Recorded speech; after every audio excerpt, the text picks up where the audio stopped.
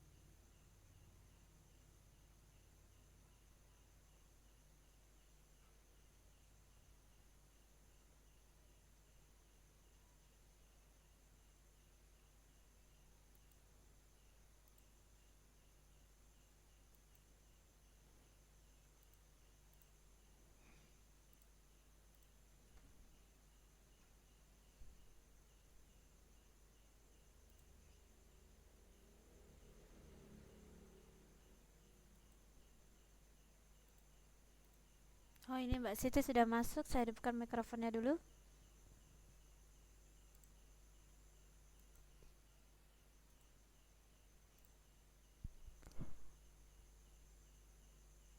Halo, selamat malam Mbak Siti. Ini mikrofonnya masih loading ya, sebentar. Oke, selamat malam Mbak Siti. Selamat malam. Waalaikumsalam. Waalaikumsalam. Ini berdua? Halo? Oh, satu. Kok salamnya dua kali? Gimana Mbak kabarnya? Alhamdulillah. Oke, kita tunggu yang lainnya dulu ya Mbak ya. Gimana Mbak UTS-nya? Masih kesulitan untuk sudah dicoba mengerjakan matematikanya? Gimana? Agak bingung? Agak bingung di bagian yang mana Mbak? Sembari nunggu temennya bisa saya bantu. Oh, yang debit. Heeh. Oh, gini. Kalau i- debit itu volume air yang mengalir. Kalau volume itu eh, ketika airnya sudah di dalam tempat itu. Nah, untuk air mengalir itu kan diperlukan waktu. Nah, seperti itu. Resumnya sudah coba dibaca, Mbak. Soal debit, Mas. Resumnya udah dicoba. Mas Ri soalnya Mas Ri masuk kelas.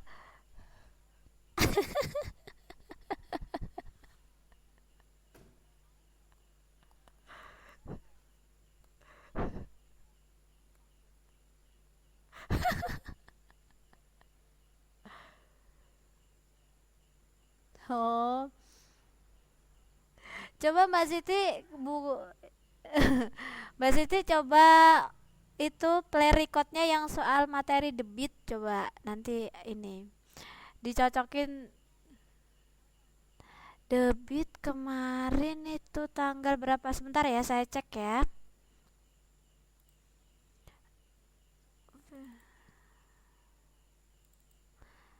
De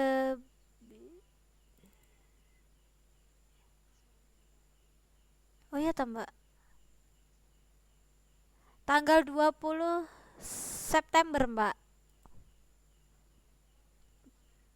Iya, 20 September. Ya. Kalau tapi kalau lewat ini terlalu besar ya, Mbak, kalau saya nge-share lewat ini ya.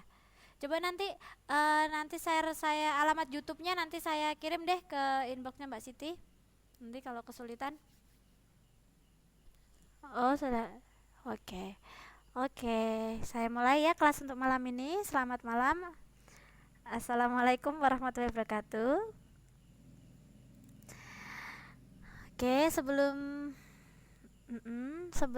saya ini ya melanjutkan materi kemarin, mari kita berdoa dulu supaya diberi kelancaran dan kemudahan. Berdoa dipersilahkan.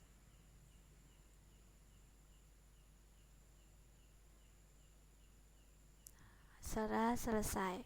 Oke, kita lanjut untuk pertemuan sebelumnya ya, soal puisi. Masih ingat ya? Unsur-unsur puisi kemarin itu apa saja? Ada apa? Masih ingatkah? Ya, ini saya ulang ya, materinya sebentar. Puisi kemarin ya dalam bahasa Yunani itu poio atau poieo. Dalam bahasa Inggrisnya artinya I create. Nah, puisi itu merupakan seni tertulis dengan bahasa yang menggunakan bahasa yang digunakan itu mengandung nilai estetika atau keindahan. Jadi eh, kalimatnya itu indah, enak didengar, dan cara membacanya pun juga berbeda. Kemarin sudah dicoba ya pertemuan iya, berirama. Kemarin yang baca itu Mas Dian ya. Nah, untuk unsur puisi itu ada 4 ya: kata, larik atau baris, bait. Bait itu kumpulan larik dan rima persajakan. Nah, coba kita lanjut ya. Kita ulas sebentar. Berarti ini adalah baris ya. Sebagai pengingat ya teman-teman ya. Nah, yang satu ini ini namanya bait pertama. Terdiri dari 4 larik atau 4 baris. 1, 2, 3, 4. Oke, bisa dipahami ya untuk larik dan baris ya. Larik dan bait. Oke, kita lanjut. Kemarin juga kita sudah belajar untuk menentukan ini ya, apa? Rimanya atau persajakannya ya. Yang AA, BB, AAAA, ABAB dan sebagainya. Kemarin sudah kita coba. Nah, hari ini jadi kita akan belajar berarti materinya di sini. Belajar tentang mengubah puisi menjadi prosa. Nah, prosa itu apa? Prosa adalah puisi yang diubah menjadi bentuk cerita. Ya. Nih. Jadi, prosa adalah puisi yang diubah menjadi bentuk cerita. Nah, proses merubah puisi menjadi prosa itu disebut dengan parafrase. Atau mungkin teman-teman mau dicatat dulu. Apa perlu saya ketik? Kelihatan nggak ini di bawah ini? Oh sudah, saya ulangi ya. Prosa adalah puisi yang diubah ke dalam bentuk cerita. Nah, proses mengubah puisi menjadi prosa disebut parafrase. Oke, bisa dipahami ya teman-teman ya untuk parafrase dan prosa. Jadi prosesnya itu parafrase, tapi kalau sudah bentuk cerita itu namanya prosa. Nah, sekarang kita akan belajar bagaimana merubah prosa. Nah, ini ada ini bait pertama ya dari puisi tadi yang di atas. Ombak sangat besar bergulung-gulung menyapu darat, pasir tersapu ombak, nyur melambai tersibak angin. Ini bait pertama terdiri dari 4 baris ya. Nah, kita akan merubahnya menjadi prosa ya. Caranya yaitu dengan menambahkan kata, bisa imbuhan atau kata sambung. Coba kita lihat ya. Ombak sangat besar. Nah, dirubah menjadi prosanya ombak yang sangat besar. Ya. Terus bergulung-gulung menyapu darat. Kita ubah ya, bergulung-gulung menyapu daratan. Jadi untuk daratnya ini mendapat imbuhan an. Dan di sini dia mendapat tambahan kata yang ya. Pasir tersapu ombak. Pasir tersapu oleh ombak. Jadi ditambahkan kata oleh di sini, oleh ombak. Nyiur melambai tersibak angin. Dia diganti menjadi nyiur melambai-lambai tersibak angin. Nah, di sini tadi ini adalah kalimat puisinya, dan di sini adalah proses mengubahnya. Nah, setelah kita tambahkan imbuhan, tambahan kata, nah jadilah dia prosa. Jadinya seperti ini. Ombak yang sangat besar bergulung-gulung menyapu daratan. Pasir tersapu oleh ombak dan nyiur melambai-lambai tersibak angin. Nah, sekarang teman-teman saya tanya ya. Nah, dari bentuk puisi sama prosa, lebih mudah mengetahui maksudnya itu puisi apa prosa? Maksud dari tulisan itu. Lebih mudah memahami maknanya dalam bentuk puisi apa dalam bentuk prosa?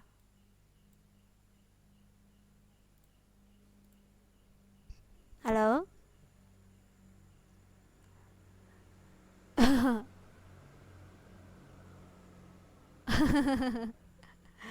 Oke. Nah,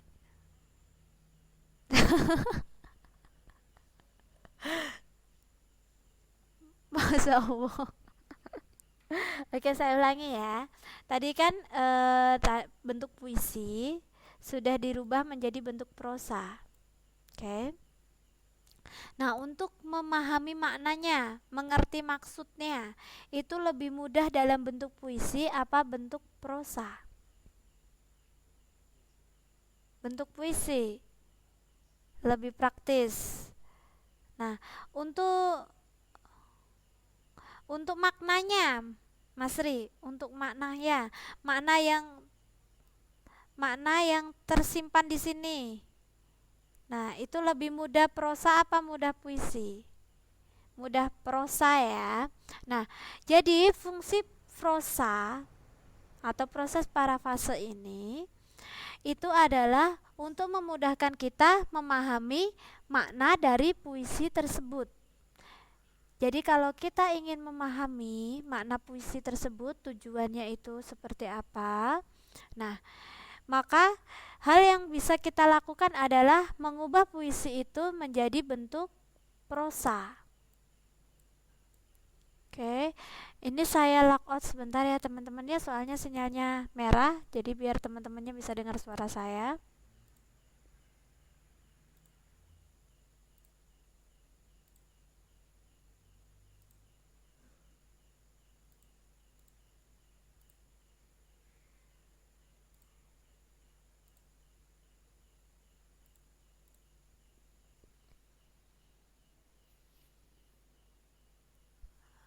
Halo, gimana teman-teman untuk puisi menjadi prosa Bisa dipahami? Bisa. Sebentar. Kalau gitu kita coba ya. Nah, coba untuk bait kedua. Bait kedua bisa dirubah menjadi prosa. Kita Nah, bait kedua yang ini ya.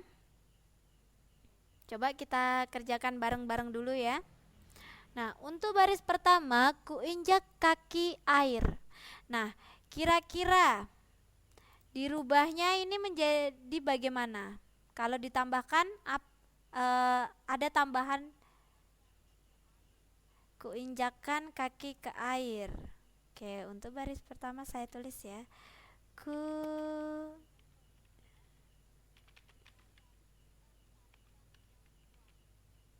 akan kaki ke air. Nah, oke. Nah, untuk yang kedua, bagaimana? Kurasakan tarikan yang kuat. Saya ketik dulu ya, Mbak ya. Kurasakan tarikan yang kuat. Oke. Untuk baris ketiga bisa dibantu Mas Ri? Ditambahkan kata apa? Kurasa dentum ombak besar. Kira-kira ditambahkan kata apa di mana? Bisa di itu Mas Ri?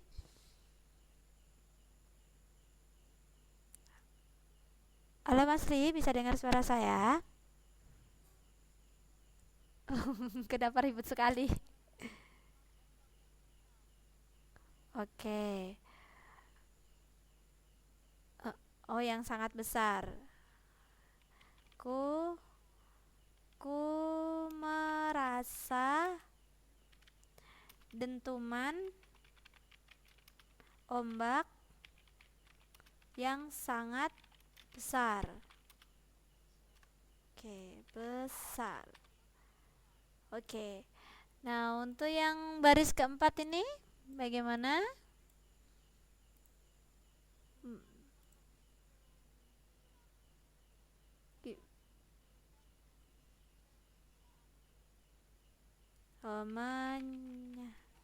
menyatukan kegembiraanku. Mas Ri menyatu dengan apa Mas? Tadi Mas Ri bilangnya menyatu dengan kegembiraanku ya? Menyatu dengan kegembiraanku. Menyatukan kegembiraanku, menyatu dengan kegembiraanku. Oke. Coba kita rangkai ya. Berarti ini kan baru prosesnya, belum terangkai menjadi prosa ya. Coba kita baca sebagai prosa. Ku injakan kaki ke air, ku rasakan tarikan yang kuat. Ku merasa dentuman ombak yang sangat besar. Menyatu kegembiraanku atau menyatu dengan kegembiraanku ini sama saja ya. Kita pilih salah satu. Menyatukan kegembiraanku. Nah,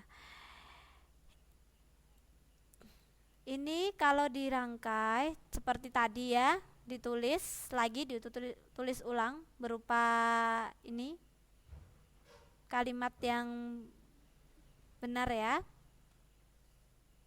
Nah, itu akan menjadi prosa. Berarti bisa saja kita ku injakan kaki ke air dan kurasakan tarikan yang kuat. Aku merasakan dentuman ombak yang sangat besar sehingga menyatukan kegembiraanku. Nah, bisa saja seperti itu. Untuk merubah puisi menjadi prosa ada pertanyaan, teman-teman? Bisa ya? Oke. Mas Ri bagaimana? Oke. Oke. Ada. Kita lanjut ke Oke. Kita hari ini itu akan belajar tentang kesenian. Saya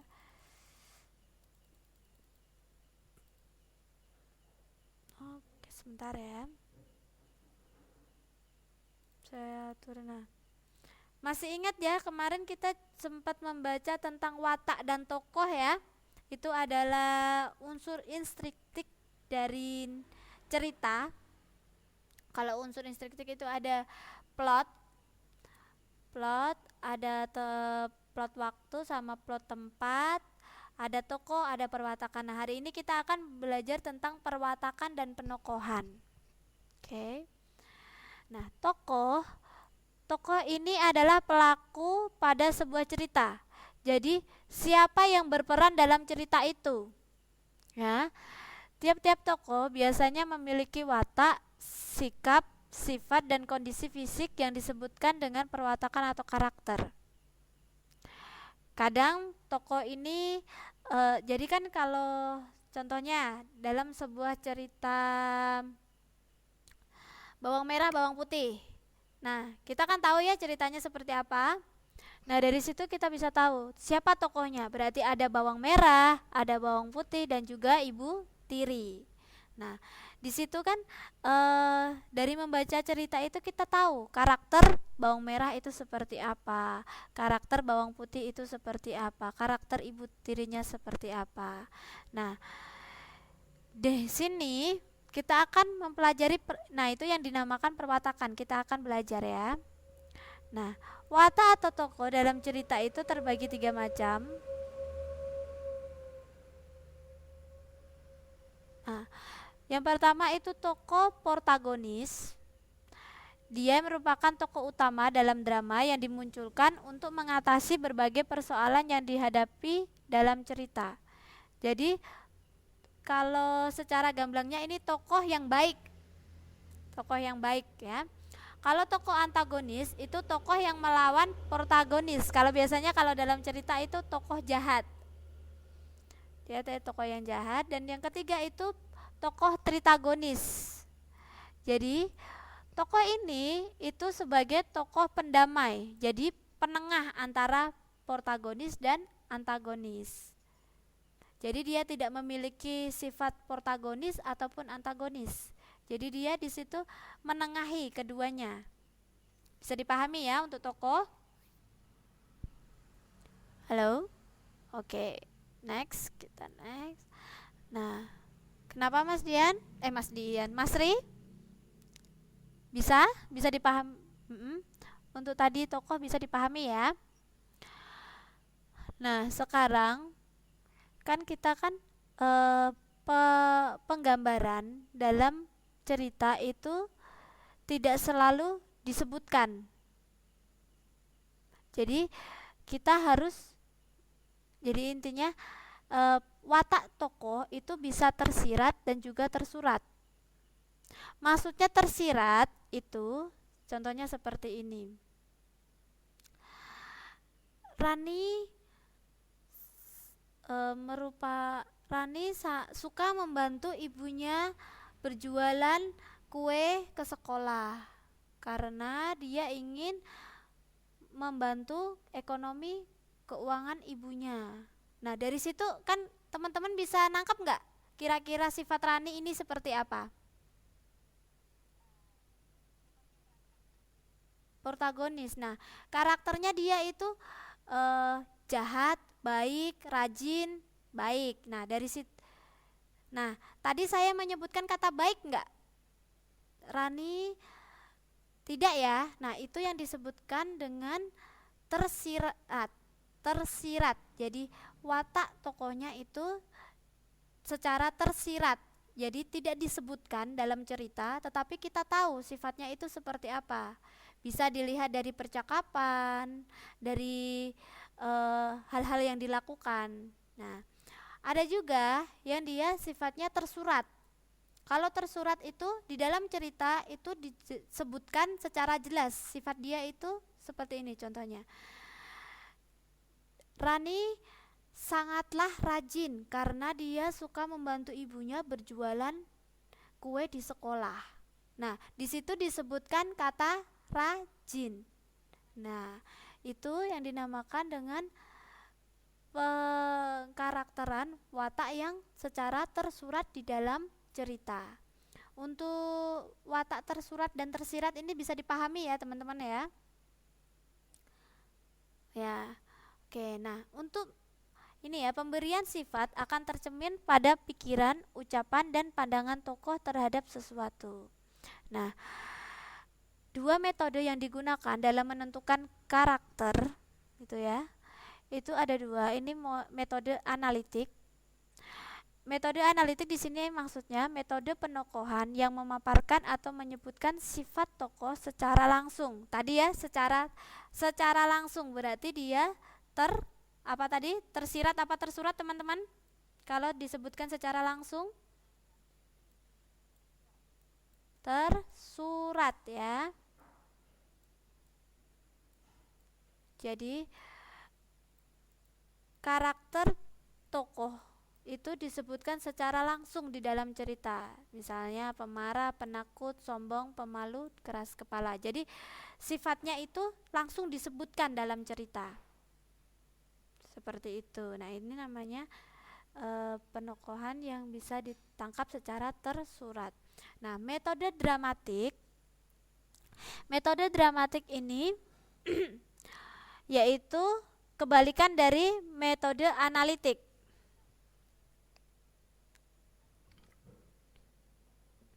Metode penokohan yang tidak langsung memaparkan atau menggambarkan sifat tokoh.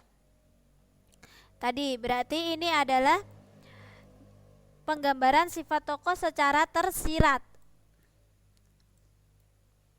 secara tidak langsung.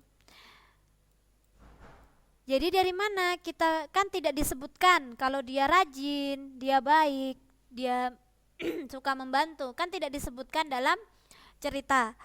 Tapi bagaimana kita tahu dia itu sifatnya baik, rajin, suka menolong dan lain sebagainya. Nah, di sini kita bisa mendapatkan karakter tokoh yang tersirat itu melalui penggambaran fisik. Penggambaran fisik ini bisa dilihat dari cara berpakaian, bentuk tubuhnya, bentuk rambut, atau warna kulit. Selain itu, bisa juga dilihat dari penggambaran melalui percakapan yang dilakukan oleh tokoh lain. Nah, contohnya seperti ini.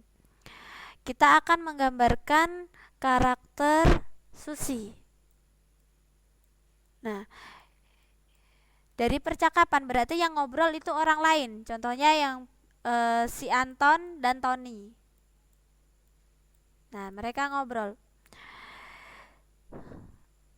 Saya yang Anton ya, saya merasa kecewa dengan Susi karena Susi suka mencuri barang-barang punya temannya.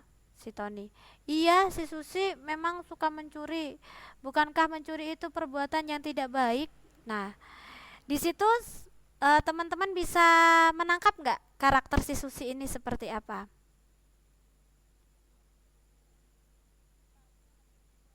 Tersirat ya, berarti karakter dia seperti apa wataknya? Baik, rajin, suka berbohong,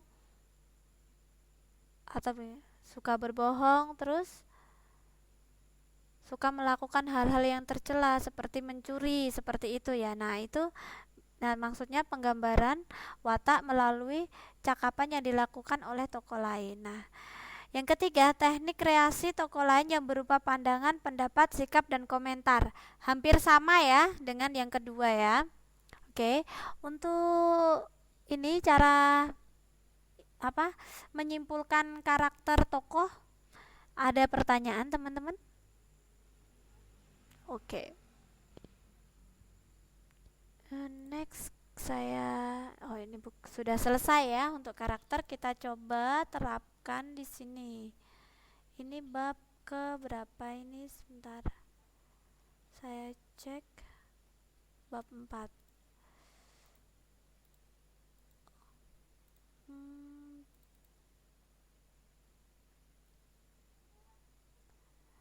Mbak Siti sama Mas Ri tahu Mbak Herminya ini ya, masih sibuk ya?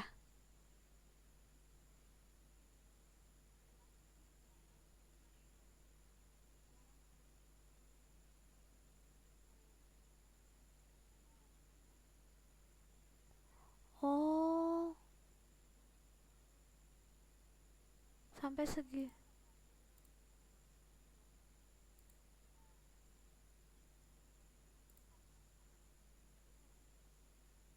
Cuman direspon sabar aja.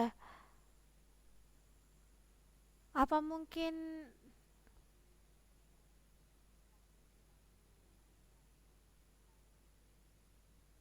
hmm, oh, jadi semasa jam kerja itu ndak boleh ya? Jadi diambil, dikasihnya kenapa nggak bikin perjanjian aja gitu loh dengan ininya Mbak?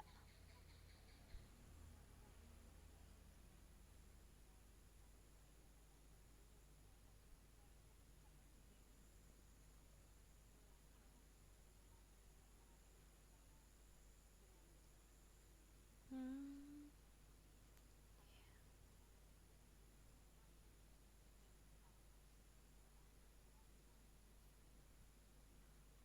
maksudnya kan kalau sampai jam ini kesepakatan jam sekian saya minta tolong kan gitu. Masa nggak ada toleransi seperti itu Mbak? Kalau di sana, hmm,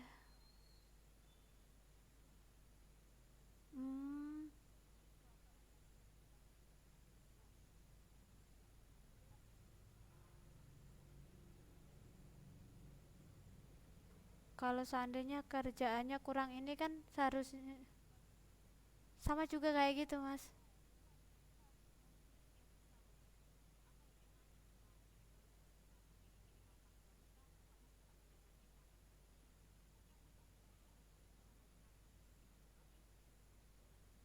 Oh, berarti tergantung agensinya juga ya Mbak ya?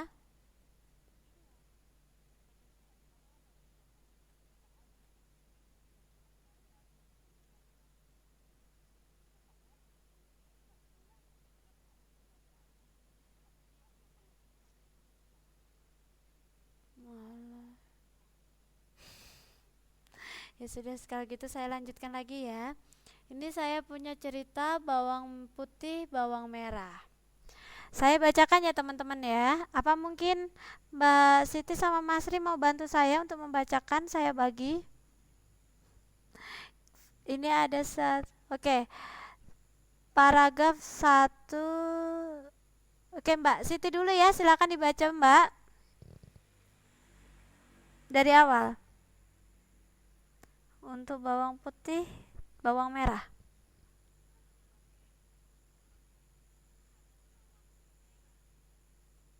Dari sini, Mbak. Belum. Mbak Siti dari atas di Desa Dadapan.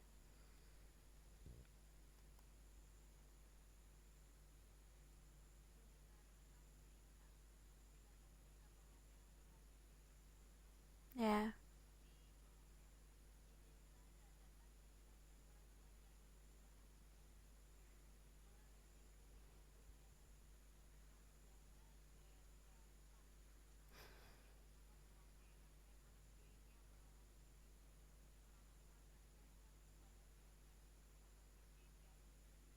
terhadap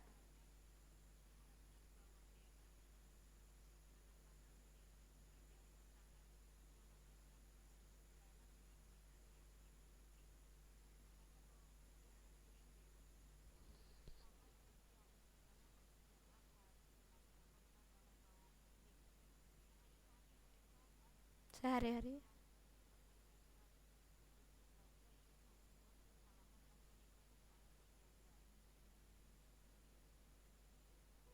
Oke,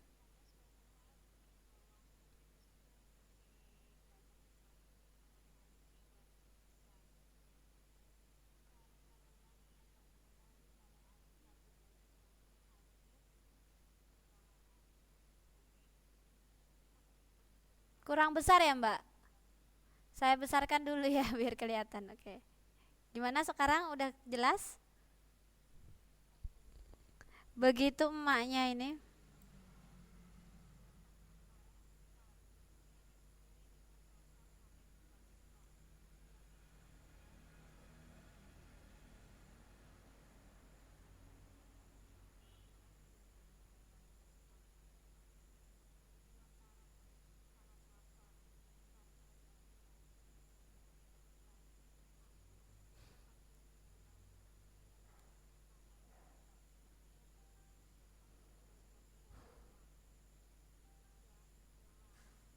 Itu, baju yang hilang itu. Ini sampai sini. Beberapa orang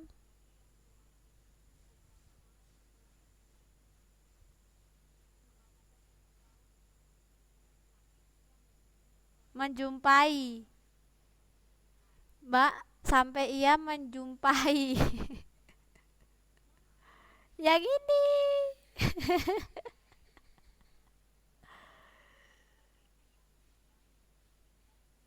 Ah,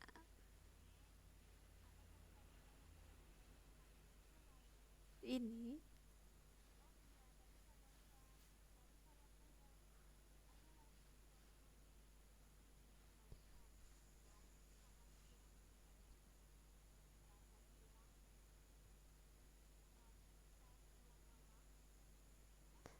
Iya,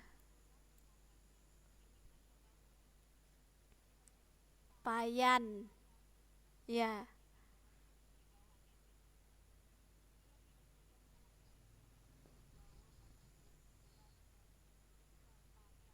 Oke, terima kasih Mbak Siti. Bisa dilanjutkan oleh Mas Sri?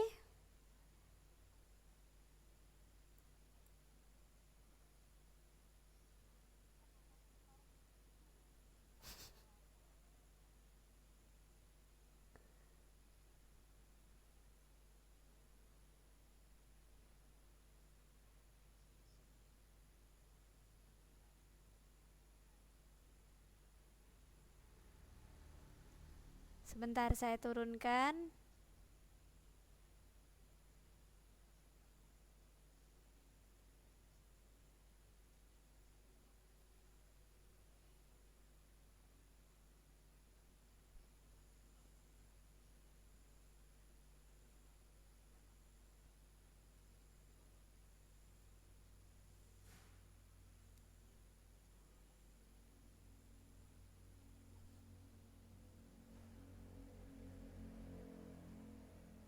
Hanyut.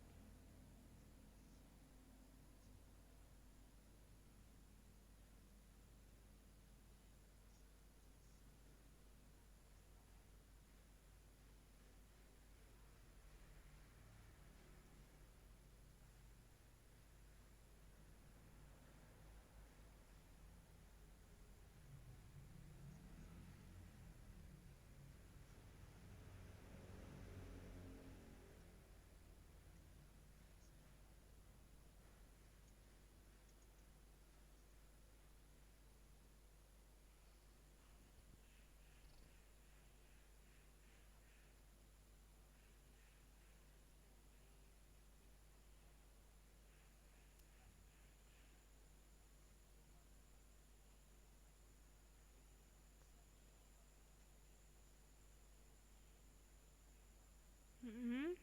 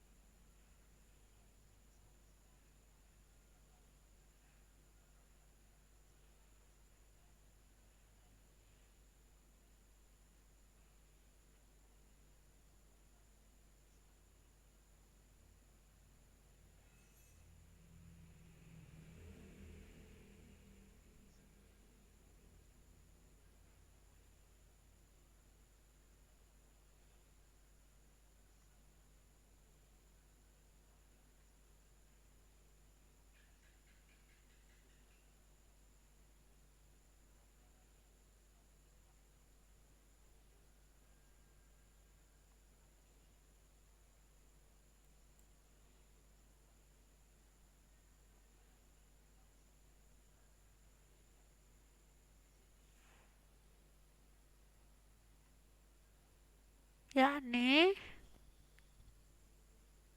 kenapa? Oke. Nah, ini dikarang oleh V. Sudiati dan Sujiati pada tahun 2002. Tadi ya sudah membaca ceritanya. Dari sini siapa tokohnya? Siapa tokoh dalam cerita ini, siapa saja? Bre. Terus ada siapa lagi? Ada lagi siapa lagi? Nenek Buto. Terus terus siapa lagi? Ada satu lagi, kakek Buto. Walaupun dia kakek Buto hijau. Nah, karakter bawang putih dari cerita tadi seperti apa? Protagonis. Porta. Porta. Ya. Jadi protagonis. Jadi dia sifatnya gimana, Mbak? Dia masuk ke protagonis dengan sifatnya itu baik, jahat, suka menolong apa gimana? Nah, bawang putih tirtagonis. Oke. Sekarang siapa yang masuk protagonis itu siapa saja? Yang masuk dalam jenis karakter protagonis siapa? Bawang putih. Ada lagi? Mak Buto Ijo? Enggak ada Mak Buto Ijo, Mbak, di situ.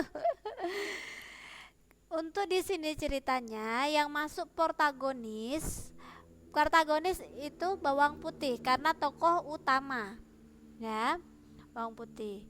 Nah, yang antagonis itu ada bawang bawang merah dan mak janda. Nah, nenek buto ijo itu sebagai tirtagonis karena dia penengah. Jadi dia tidak punya sifat protagonis ataupun antagonis, tetapi dia sebagai penengah. Nah, karakternya tadi kan wataknya masuknya kemana? Nah, karakternya untuk bawang putih dia sifatnya penurut. Oh, suaranya putus-putus. Sekarang masih putus-putus, Mbak. Halo, masih putus-putus? Enggak ya? Oh, enggak ya. Nah, oke, saya ulangi ya. Tadi mendal-mendul. Sinyal apa mendal-mendul? Saya lanjut ya, Mbak ya. Oke. Nah, tadi saya baru nemu bahasa mendal-mendul.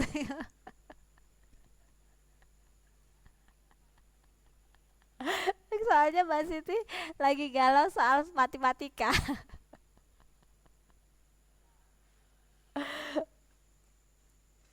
Aduh. Saya lanjutkan ya. Tadi bawang putih itu sifatnya dia penurut. Tadi ya bisa dilihat dia selalu mengikuti apa kata mak janda ya. Selain penurut, dia juga hormat kepada orang tua. Walaupun mak janda itu tidak baik kepada bawang putih, tetapi bawang putih selalu mengikuti apa kata mak janda. Nah, dia selain itu baik hati. Nah, selain itu, bawang putih punya sifat seperti apa lagi? Rajin. Ya, ada lagi?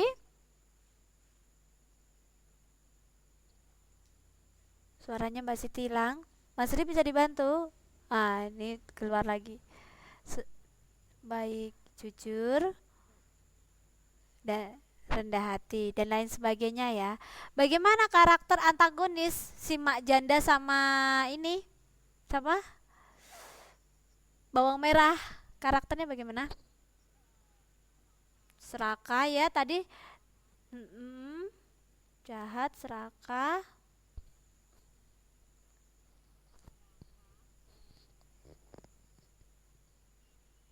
ya iri, mm-mm, pemalas, benar. Ya, Ya, kurang lebih seperti itu ya. Nah, berarti bisa ya teman-teman ya untuk menentukan tokoh dan watak dalam suatu cerita. Bisa. Nah, sekarang kita latar cerita. Teman-teman tahu nggak maksudnya latar cerita? Latar cerita ini bisa berupa latar tempat dan juga waktu. Tempat. Saya ketik ya. Nah, jadi kalau latar tempat itu tempat kejadian ceritanya itu di mana? Kalau waktu, latar waktu itu adalah kapan? Kapan kejadian itu terjadi? Nah, kira-kira latarnya tadi di mana saja latar tempatnya? Di Desa Dadapan. Nah, lebih spesifik lagi, kejadiannya itu terjadi di mana saja? Di situ ada di rumah apa janda, ya Mak Janda. Di Desa Dadapan, di rumah Mak Janda. Selain itu di mana lagi? Di tepi sungai, di rumah nenek. Ya, di rumah nenek Buto Ijo. Nah, untuk latar waktunya kapan itu kejadiannya tadi?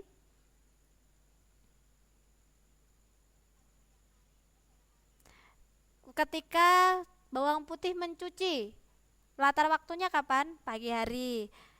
Terus latar ketika bawang putih membantu Emak Butoijo masak sore hari.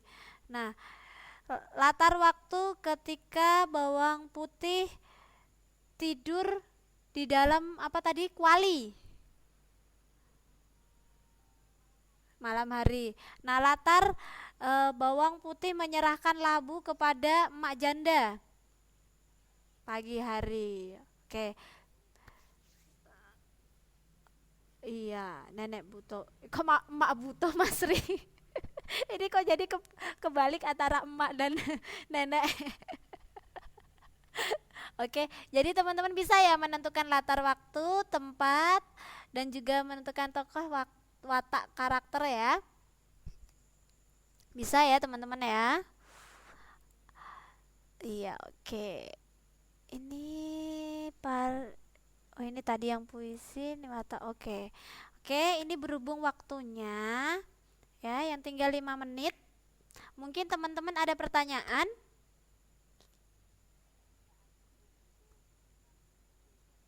Oh, matematika lagi. Oke.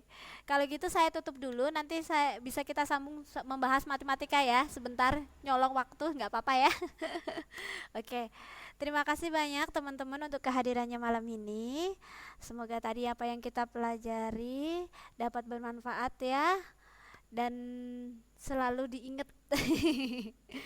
Oke. Amin. Assalamualaikum warahmatullahi wabarakatuh. Untuk UTS-nya ada yang dipertanyakan? Masih soal debit ya Mbak Siti ya? Oh masih. eh yang mana Mas? Yang akar pangkat 3? Saya tak sebentar. Ini waktunya saya tambah 5 menit jadi kita ngobrol sedikit ya soal UTS ya. Oke. Gimana? Sebentar. 3 4 5. Sebentar. Sebentar. Nomor 4 3 5. Oke. Saya upload soalnya dulu sebentar ya. Jadi saya tahu itu sebentar. KPK. Oke. Sebentar saya faktorisasi prima. Oke. Ini oh, sebentar. Nah, Satu-satu dulu, apa dulu yang belum tahu rumusnya, Mbak? KPK. Oke, saya KPK dulu ya. Nah, KPK KPK sendiri itu kelipatan faktor terkecil. Jadi kalau di bahasa Jawain itu bisa saja KB faktor kanggo. Kalau murid-murid SD saya bilangnya KB faktor kanggo. Nah, kalau FEB itu cari faktor yang sebentar, KPK KB faktor kanggo. Nah, cari pangkatnya yang terbesar yang sama sebentar. Nah, saya kasih contoh ya. KPK dari 40 dan 36 ya. Saya pakai pohon faktorisasi. Di sini 40. Nah, namanya juga pohon faktorisasi, membaginya dengan angka bilangan prima, faktorisasi prima. Jadi, di sini kalau angkanya yang kita mau faktorisasi adalah genap, kita ambil ininya juga genap. Ya, kita bagi 2. 2 ini bilangan prima. Berapa hasilnya? 20. Ini 2 ya. Nah, habis itu kita bagi lagi 2. Berapa hasilnya? 10. Nah, 10 ini bisa dibagi 2 lagi? Bisa. Berapa hasilnya? 5. Nah, jadi 40 ini hasilnya 1, 2, 3. Berarti 2. Ini kan angkanya pembaginya ya. Kita ambil pembaginya. Nah, pembaginya ini 2-nya ada berapa? 1, 2, 3. Berarti 2 pangkat 3 kali 5. Oke. Hasilnya 2 pangkat 3 kali 5. Nah, sekarang ini tadi 40. Yang 36. Kita coba faktorkan ya. Kita faktorkan. Berarti kita bagi 2. Berapa hasilnya, teman-teman? 18. 18 kita bagi 2 lagi. Berapa hasilnya? 9. 9 dibagi 2 lagi. Nah, hasilnya maaf, gak bisa ya, berarti harus dibagi 3. Hasilnya 3. Berarti hasil dari pemfaktorisasi primanya itu 2-nya ada berapa? 1, 2. Berarti 2 pangkat 2 dikali 3-nya ada berapa? 1, 2. Ada, ini turun sendiri, 3 pangkat 2. Oke. Nah, yang ini namanya faktorisasi prima. Hasil dari faktorisasi prima. Bisa dipahami? Hasil dari tadi kita faktorkan pohon ini, kita bikin pohon faktorisasi. Nah, 2 pangkat 3 kali 5 itu adalah faktorisasi prima dari 40. Dan 2 pangkat 3 kali 3 pangkat 2 itu adalah faktorisasi prima dari 36. Nah, untuk KPK itu cari pangkat terkecil yang sama dan semuanya dikalikan. Berarti yang sama angka berapa? 2. Ya, di sini 2 pangkat 3, di sini pangkat 2. Cari pangkat terkecil. Mana pangkat yang terkecil? 2 pangkat 2. Berarti KPK-nya 2 pangkat 2. Nah, kali KB faktor kanggo. Berarti sisanya ini ada 5. Ditulis 5. Terus kali ini juga ada 3. Ditulis 3 pangkat 2. Berapa hasilnya? 2 pangkat 2 berapa? Oke, 2 pangkat 2 adalah 4. Ini saya langsung ya. 5 kali 9. Hasilnya 4 kali 5 itu 20. 20 kali 9 berarti 180. Jadi KPK-nya adalah 180. Aduh, kok los?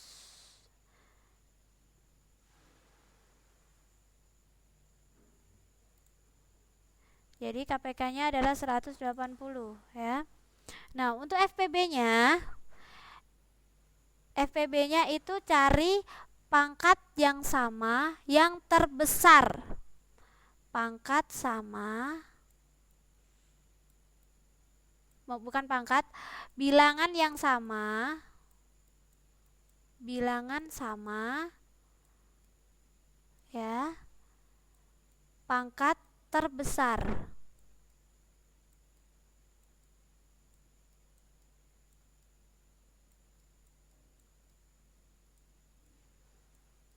Besar ya. Oke, kita lihat di sini. Bilangan yang sama, 2 ada yang sama, sama. Oke. Nah, 5 ada yang sama, tidak. 3 ada yang sama, tidak. Jadi yang sama adalah bilangan 2 pangkat 2 sama 2 pangkat 3. Cari yang terbesar pangkatnya. Pangkatnya yang terbesar adalah 3, adalah 3, berarti 2 pangkat 3.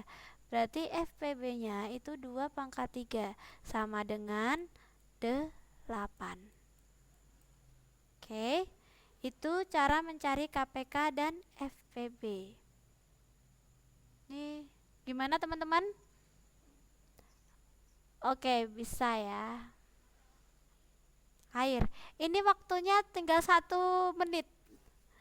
Nah, sebentar. Tuh, masih katanya gampang. Sebentar. Rumus air ini ya. Ngeramuk. Nah,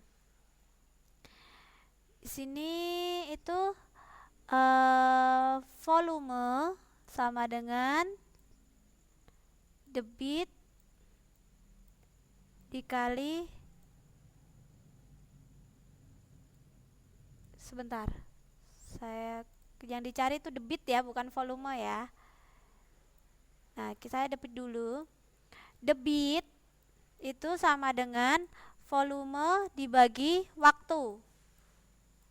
Jadi nanti tinggal dimasukkan ke rumus. Debit ini air yang mengalir. Air mengalir.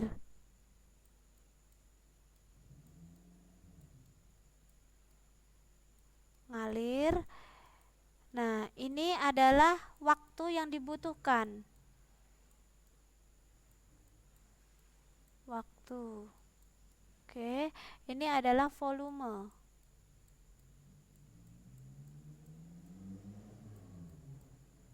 Nah, untuk mencari volume itu rumusnya adalah debit dikali waktu. Ini tinggal 19 detik. Kalau untuk mencari waktu, rumusnya itu volume dibagi debit. Oke ya teman-teman ya, nanti bisa dilihat resumenya karena ini waktunya sudah habis. Mungkin nanti kalau ada pertanyaan bisa hubungin saya lewat inbox. Oke, see you next time.